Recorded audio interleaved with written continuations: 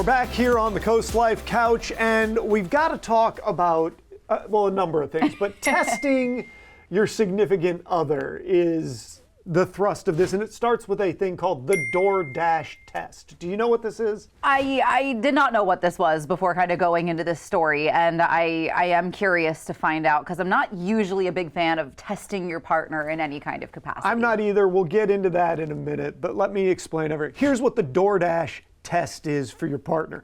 There's a viral relationship test making the rounds. It starts with DoorDash. According to a happily married woman, you can supposedly tell if your partner really cares about you by what they do when ordering takeout. The moment of truth comes, and this is important, when one person says they're not hungry. In her story, the woman told her husband she didn't want anything, but when the food arrived, he had secretly ordered her a bean and cheese burrito anyway, because he knew she'd probably want some food once the food showed up. Yeah, I mean, I can't deny that many of us ladies have been a little guilty of, I'm not hungry, and then you see the food later and you're like, actually, I want that, all of it. Hand it over. But I don't know that any test that claims to be a good way to measure if your partner really cares about you is ever worth its weight in that category. I really don't think that. I feel like people will show you who they are, and if it's somebody who cares, I do also understand sometimes the tendency to be like, well, you said you didn't want anything, so you didn't get anything. But I mean, yeah, I think the safest choice is to always order a little extra food. I don't think people should play games with their relationships. I don't think that they should do testing of their relationship. I think that you're just begging for something to go wrong when the man or the woman, depending, or the man and the woman, whatever, decides, I don't want anything, and you go, okay, I've listened to you. Having said that, order the burrito.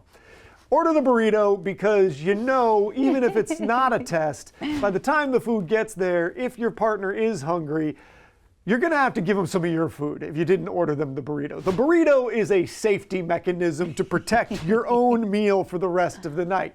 They may not eat the other burrito, but that's okay. That is the price you pay to make sure that you get to enjoy the meal that you so dutifully ordered on your own, even though your partner said, I don't want anything. It is a buffer burrito. Charlie's out here playing defense. You are protecting your own meal from being, eaten so that you don't end up still hungry at the end of the time that you have had your meal. That is the safest choice. And my parents on their first date together, my dad got a cheesesteak, and my mom was like, I'm not hungry, don't worry, I'm good. And then his cheesesteak arrived, and she was like, actually, and he goes, do you want this? And she goes, yes, I do. So he had to order another cheesesteak. But I do.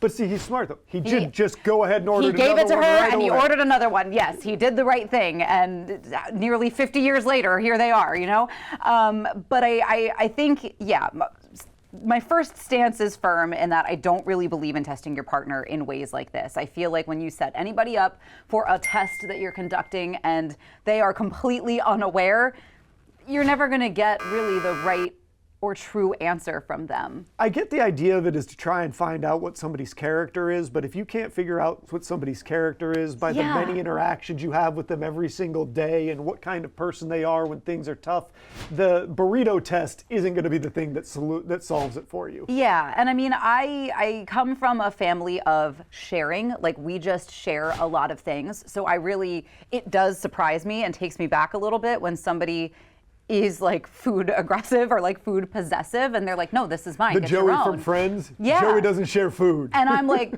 what do you mean? Like, this is our food. We eat together. And somebody's like, no, well, then you should have ordered your own. I'm like, no, what's mine is yours. Not everybody You're does welcome it family to have style, them. and that is their prerogative. Right, and that, like, the first time I encountered somebody who really, like, had said it and meant it, I was like, oh, what do you mean?